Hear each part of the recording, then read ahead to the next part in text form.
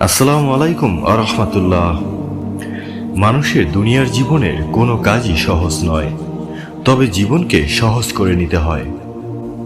তা কখনো দোয়া, কখনো সবর, কখনো ক্ষমা, আবার কখনো কখনো অন্যায় এড়িয়ে চলা কিংবা কৃতজ্ঞতা জ্ঞাপনের মাধ্যমে। উপদেশগুলোর কার্যকরী আমলই মানুষের দুনিয়ার জীবনকে যেমন সুন্দর করে তোলে, তেমনি পরকালীন মুক্তিও হবে সহজ। বিশ্ববিখ্যাত ইসলামিক স্কলার আল্লামা তারেক জামিল কুরআন ও সুন্নাহর আলোকে দেওয়া তার এক বক্তব্যে চমৎকার উপদেশগুলো তুলে ধরেন। আর এই কাজগুলো একজন মুমিনের অন্যতম গুণও বটে। তিনি বলেন, জীবন সহজ নয়, জীবনকে সহজ করে নিতে হয়। কখনো দোয়া, কখনো সবর, কখনো ক্ষমা, আবার কখনো এড়িয়ে চলার মাধ্যমে। দুনিয়ার সুন্দর জীবন ও পরকালীন মুক্তিতে আল্লাহ তাআলা কুরআনুল কারীমে অনেক সূরা ও আয়াতে যেসব নসিহত ও নির্দেশ দিয়েছেন, তার মধ্যে এগুলো বারবার এসেছে। প্রথমত হচ্ছে দোয়া করা। আল্লাহ তাআলা কুরআনুল কারীমে বান্দাকে তার কাছে চাওয়ার বা তাকে ডাকার কথা বলেছেন। যে কোনো বিপদে তার কাছে সাহায্য প্রার্থনার তাগিদ দিয়েছেন। আল্লাহ তাআলা বলেন, তোমরা আমাকে ডাকো, আমি তোমাদের ডাকে সাড়া দেব। সূরা মুমিন আয়াত ৬০। দ্বিতীয়ত হচ্ছে সবর করা। মুমিন বান্দাদের অন্যতম গুণ হচ্ছে ধৈর্য ধারণ করা। আল্লাহ তাআলা সবসময় সবর বা ধৈর্য ধারণ করার উপদেশ দিয়েছেন। ধৈর্য ধারণের মাধ্যমে তার কাছে সাহায্য চাওয়ার কথা বলেছেন। আল্লাহ তাআলা বলেন, তোমরা সবর ও নামাজের মাধ্যমে আল্লাহর কাছে সাহায্য চাও। সুতরাং এরা যা বলে সে বিষয়ে ধৈর্য ধারণ করুন এবং আপনার পালনকর্তার প্রশংসা, পবিত্রতা ও মহিমা ঘোষণা করুন।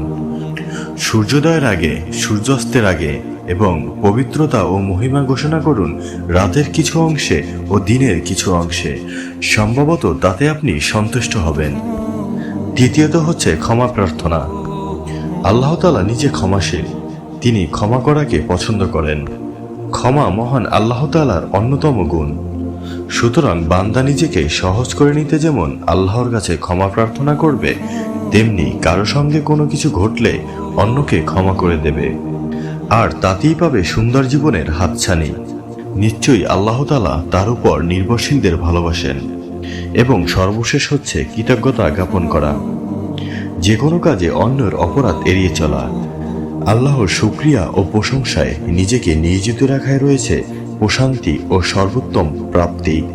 আল্লাহ তাআলা বান্দাকে বারবার তার শুকরিয়া ও প্রশংসার কথা বলেছেন।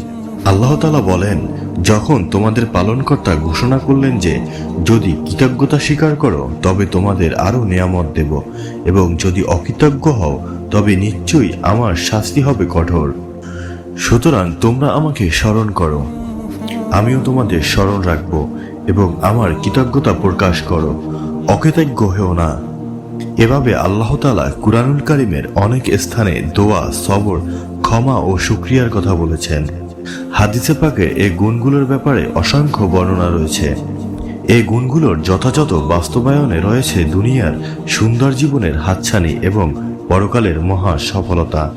আল্লাহ তাআলা মুসলিম উম্মাকে প্রতিটি ক্ষেত্রে কখনো দোয়া, কখনো সবর, কখনো ক্ষমা, আবার কখনো এড়িয়ে চলার মাধ্যমে সুন্দর জীবন গঠনের তৌফিক দান করুক। পরকালের সফলতা দান করুন। আমিন।